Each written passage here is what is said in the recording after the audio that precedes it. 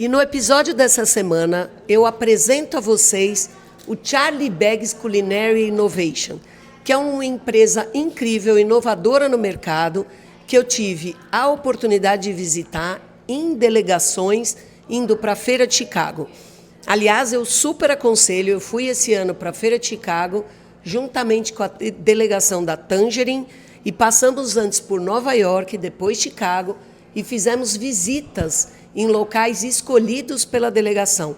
Vale muito a pena. Fundada pelo chefe Charlie Baggs, essa empresa une criatividade culinária, ciência dos alimentos e, além disso, estratégia de mercado para transformar ideias bacanas em produtos escaláveis de sucesso. Eu tive a oportunidade de conversar com Charlie Baggs e vou mostrar aqui para vocês no episódio a experiência, a tranquilidade e o grande conhecimento que ele e o filho têm tocando essa empresa. Eles conseguem desenvolver um produto do zero. Se você quer desenvolver um molho, uma massa, uma pasta, um creme, uma sobremesa, qualquer produto que você queira desenvolver, eles desenvolvem do zero e conseguem também replicar 100% uma receita apenas ao provar. Eles conseguem identificar os produtos e replicar essa receita. Eles conseguem fazer treinamento de equipe, desenvolvimento de cardápio e abre um leque 100% na área de gastronomia. Em todas as áreas eles conseguem atuar. Instalada numa área moderna em Chicago, a empresa consegue trabalhar desde o desenvolvimento dos alimentos e até mesmo a comercialização e industrialização. E eles conseguem atender restaurantes, varejo, indústrias alimentícias e toda a cadeia do Foodservice. O Charlie Baggs Innovation é um formato muito diferente na área do Foodservice e que mostra como pesquisa, tecnologia, inovação e ciência podem impulsionar o mercado do Foodservice. Vejam agora um bate-papo muito rápido que eu tive com o chefe Charlie Baggs. We are here in Charlie Baggs Space Culinary Innovations, Culinary Innovations. Thank you so much to be here talking to me, Charlie. And Charlie is an executive chef and started this kind of innovation support to all over the world, isn't it? Yes, all over the world. Yep. Could you talk to us a little bit about your job, your intentions, how long you have been doing this? So we're a global research and development company that's comprised of chefs and food scientists and marketing and kind of brand strategy. So it's marketing, food science, and culinary. We started our business in 1999.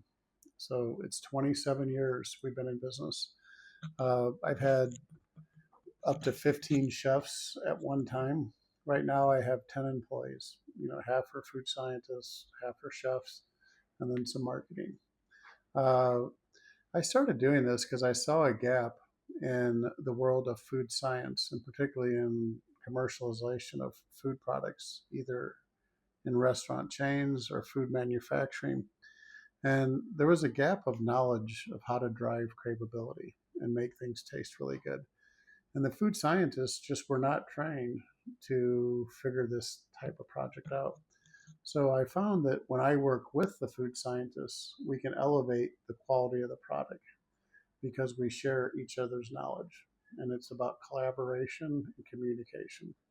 So I saw a vision for this back in 1999, and it was great. Most manufacturers did not have a chef, and they make food. Yes. I'm like, what do you mean? You have to have a chef.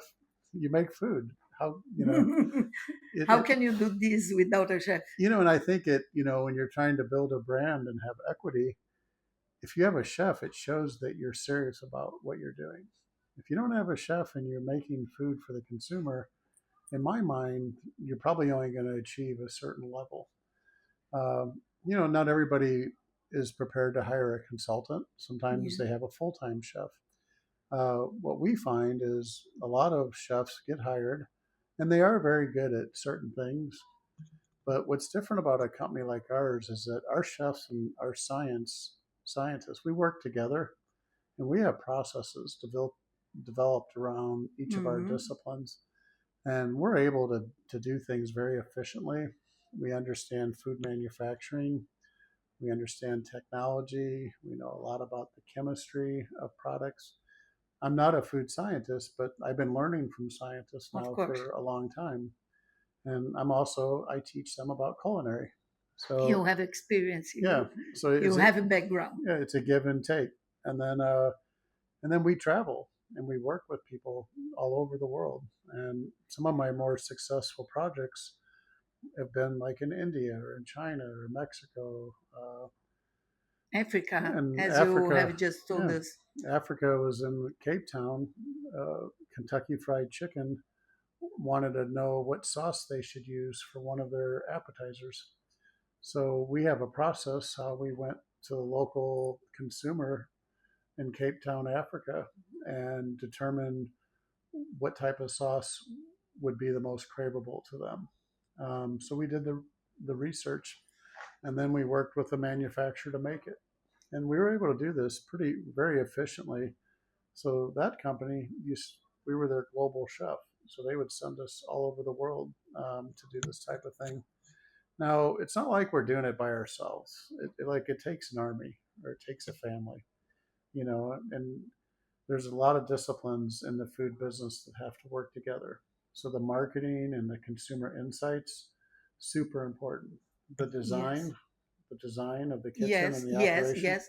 I know about absolutely. it. Yeah, that's your specialty. Yes, my That's so specialty. important, particularly if you want to bring in a new piece of equipment, new technology. You know, when the chef is designing products, they have to understand the technology. Yes. And and like equipment, as you know, in a kitchen is designed for so much output. Hmm. You have to look at your operation and say, our output's going to be here. Well, you would walk in with your knowledge and say, the piece of equipment you have cannot do that much. It's Yes. only going to do this much. You need a Hmm. bigger piece of equipment Hmm. to do this much volume. So really, it's just about collaboration. And yeah, As in my job, I think everything is customized. yeah, I always say that. And your job is to do that, yeah, customize everything for your clients. yeah, and do what's best for them because you know, their product is going to be very special or specific to their menu. Um, but we work on a lot of retail products as well as food service. We work in college universities, where they're feeding 50,000 people a day. That's very different than going to a quick service restaurant that might have 3,000 restaurants around the world. Compared to a college and university, it's very Yes. different. The principles are the same. It's about technology, it's about people, it's about training your staff, it's about It's about executing, flavor, it's it's about about flavor, experience. craveability, technique. So, every those principles are the same, but the environments are different. And the type of employees that you have access to might be different. Um, so, as a consultant for us, it's really important to be a good listener and to develop trust with our clients. So they'll tell us what the real problem is. Sometimes as a consultant, we go in and we don't really know what the real problem is. Mhm. We know what the symptoms of the problem are, but we don't Yes. know where the problem starts. So you have to be very patient and be a good listener and be willing to adapt and And change. clever. Yeah, and clever. Yeah, And yeah. smart and Ask the right questions. Uh, yes, but yeah, so like in the design area, working with somebody that has experience in design it's and important. knows the different types of equipment. Yes. So if we don't know something, we're still going to find out the solution, but Hmm. we might have to come to you for questions, Yes. or we might go to someone else. Yes. You know, we don't know everything, but what we are very good at is we know people everywhere. I can find the answer out to almost anything because I have a large network of people that have experience. Yeah. And they help me out and I help them out. And Charlie, I agree with you. In my job, I always say that I needed to understand my client I need to feel my client, and after that start to work. Yeah. And I realized that you do the same. The most important thing for me that you said is that you can replicate everything, because you can taste, and you can you know how to know what ingredients, what percentage of each ingredient, Absolutely. and the flavor and the everything, and because you love what you do, we can notice. We love what we do, and we still work hard. Yes. It doesn't get easier as your business gets older. You still have to focus on quality and Yes. focus on the customer.